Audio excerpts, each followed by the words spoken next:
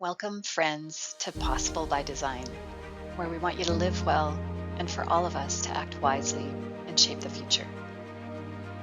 In this video, we want to explain the 4 advocacy ideas that we have on our website and that form part of the Earth Day Challenge. You may have visited our Advocacy Idea webpage and seen 4 ideas that work together as a complete system: climate footprint labels, abatement pathways, geo-zero products, and regulate all emissions. Each one seems to make sense on its own, but you might wonder, why these 4 and not others? And especially if you plan to write to your representative about them, you might wonder what they really mean and want for a bit more depth. Well, there's a precise reason we chose these 4 and not others, and it has to do with the structure of the current climate problem. To understand why these 4, we need to step back and look at the big picture through something called the agency architecture.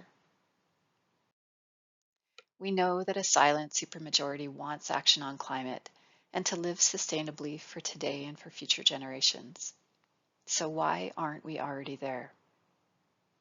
To help see both the problems and the solutions, we developed something we call the agency architecture. It helps us see that climate change isn't just a technology problem or a willpower problem, it's a systems problem. And as you might surmise from this infographic, we actually have most of the puzzle pieces in place, the foundation of the bridge that we'll need to walk across to get to that sustainable Earth we all wish for. It's technically feasible to get to net zero, it's economically feasible, and a silent supermajority exists. So what's the problem? We're close, and indeed, we could be the first generation to solve this. But when we analyze the existing system, we see structural gaps that prevent even well-intentioned actors from doing the right thing. The architecture shows exactly where those gaps are, how they get closed by the 4 advocacy ideas, and where each of us fits in the solution.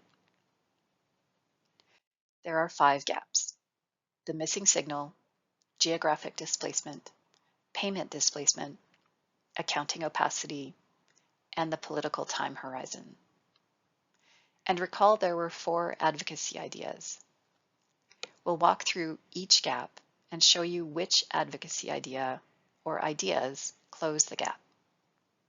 Hang tight as the final mapping looks like this, but we'll explain it all as we go. And at the end, you might be as excited as we are that there are only 4 ideas that we need, as they are no cost and they result in smart policy. Before we walk through the 5 gaps, let me introduce the 5 groups of actors you'll see throughout. The scientists, who define the planetary boundaries, help create science-aligned standards, and validate the solutions. The builders, the engineers, entrepreneurs, and investors deploying the technologies. Producers, the companies that make the products and services we all use. Governments, who set the rules. And the rest of us, citizens, consumers, and voters.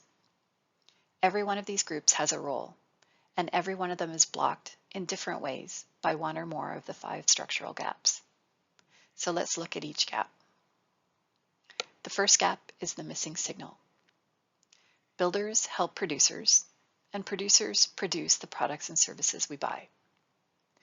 All of the things we purchase today deliver value to us, but have a carbon footprint that results in emissions. But when you pick up a product at the store, a coffee, a pair of jeans, a phone, the climate consequence of that choice is invisible.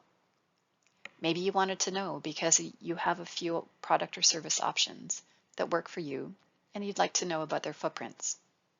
Or maybe you need a particular kind of product, but you would like to reward the supplier that went to a little bit more effort to clean up their supply chain. The problem is that you're navigating blind. There's no number on the label, no signal at checkout. And you can see that reflected here.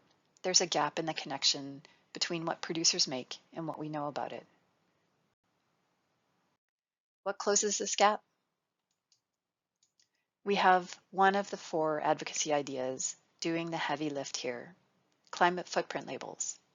a requirement that every product carry its carbon footprint, the way food carries nutrition information. When labels appear, consumers can see and act on the information. They have the option to choose a lower carbon alternative or reward the supplier that made the effort to decarbonize. And critically, producers have a reason to compete on footprints because we manage what we measure and people might make choices based on that label. The competitive pressure on suppliers is where most of the decarbonization actually happens. With climate footprint labels, the first advocacy idea, the signal is no longer missing.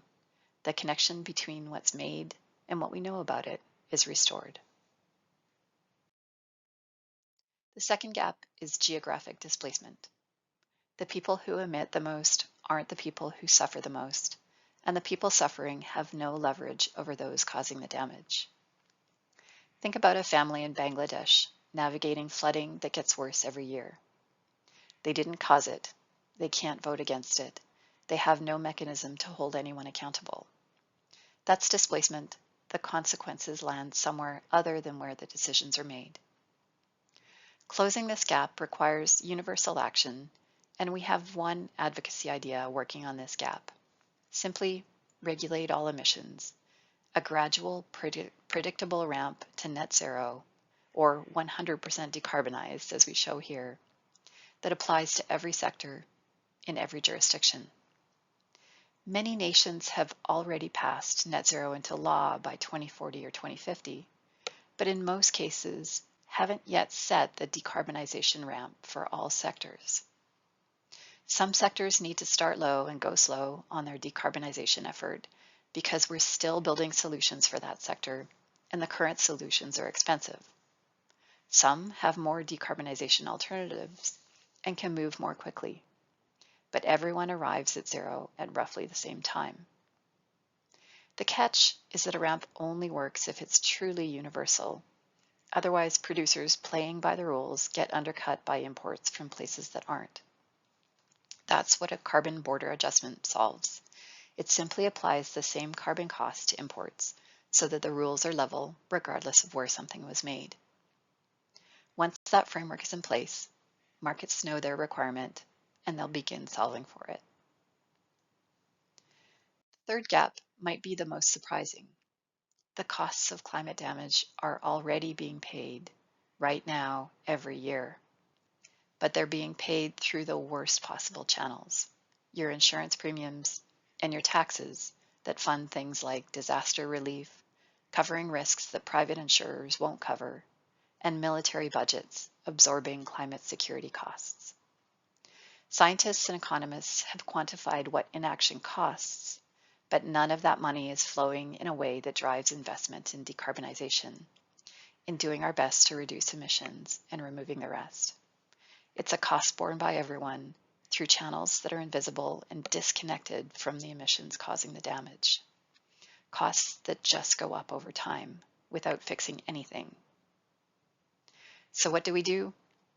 3 advocacy ideas work together to close this gap. First, we need that same regulate all emissions to provide the universal ramp that gives producers and investors the certainty to plan. Second, we know that we all emit. We need to have standards to measure emission reduction solutions that help us emit less. And then for the product's residual emissions, we need standards so that we can pull the carbon permanently back out of the atmosphere and not leave any molecules behind. We call those 2 standard setting efforts carbon abatement pathway regulations, or abatement pathways for short. When we reduce the footprint and then remove the residual, we call that a geological net zero, or GeoZero product, to reflect the science-aligned permanence of the decarbonization solution. When the cost of climate damage is priced honestly at the point of production, it doesn't add a new cost. It redirects an existing one to where it can actually change behavior, causing our builders and producers to do their best and remove the rest, addressing the greenhouse gas molecules directly. The net result? most products cost about 2% more. Not because we're being punished, because we finally have an efficient way to clean up our mess as we go, rather than leaving it to future generations. The fourth gap is accounting opacity. You cannot price something you don't measure, and right now, we don't measure enough of it. This might sound a bit daunting, but the good news is that there's an international ISO standard with methodologies that allow us to calculate the carbon footprint of a product. The problem is that today, most jurisdictions don't require the complete carbon accounting. The result, even organizations with genuine ambition face unnecessary friction because the measurement infrastructure isn't fully in place yet. 3 advocacy ideas address this together. Climate footprint labels create the demand for standardized measurement through using that ISO methodology. We just need government mandates to use it. Abatement pathways open all science-aligned reduction and removal pathways in policy and provide the standards for verification. And GeoZero products get us all the way to the GeoZero finish line. Using these tools, jurisdictions can do full carbon accounting so that we can see and trust the information provided to us. And because we've done things efficiently, we see that most products only cost 2% more, rather than the higher prices that we would see with an inefficient system. As we think about advocacy, this is important. If we don't ask our politicians for smart policy, we face higher prices from inefficient paths to zero, or an unsustainable planet, or both. These advocacy ideas allow our governments to implement smart policy that keep costs as low as possible and work as quickly as possible. The fifth gap is the political time horizon. Politicians typically operate on 4-year cycles. Climate doesn't. Even where individuals understand the stakes, the institutional logic works against action. It's hard to spend political capital today for benefits that arrive in 2040 or 2050. This is the one gap where all 4 advocacy ideas come together, because the reason we can finally hold the line for our politicians is that the cost is known, the pathways are open, the standards are verifiable, and the ramp is universal. And when they come together, most products cost about 2% more. When we take all of today's known solutions like solar, nuclear, EVs, and carbon removal, and pair them with smart policies so that we're only paying 2% more, that makes climate change no different from the way that we've solved systemic harms in the past. Just like switching off CFCs to heal the ozone layer, removing lead from paint, and putting catalytic converters in cars, we can solve the current harm with a small incremental cost. But it only holds for our politicians if we are willing to stand behind it, and that's why we're part of the framework. The silent supermajority must be visible enough as constituents, telling our representatives that we understand it, we want it, and we're watching. That's the social permission layer. And now is the chance to take smart action, knowing that we can finally begin to clean up our mess as we go, rather than leaving it to future generations. This is where your voice matters. Now that you've seen the 5 gaps in more detail, you know why we chose these 4 advocacy ideas and the role that each one plays. All 4 are free to ask for and essentially free to implement, but make sure that we get going in a transparent and efficient way rather than wandering a more expensive path that doesn't fix anything. We've made it easy to take part. 1 5-minute email to your representative as part of our Earth Day challenge. You can find out more by using our QR code or simply navigating to our Earth Day challenge page. There you have it, 5 gaps closed by 4 advocacy ideas. 1 5-minute email to your representative. On behalf of Possible by Design, we want you to live well and for all of us to act wisely and shape the future. Thank you for adding your voice for today and for future generations.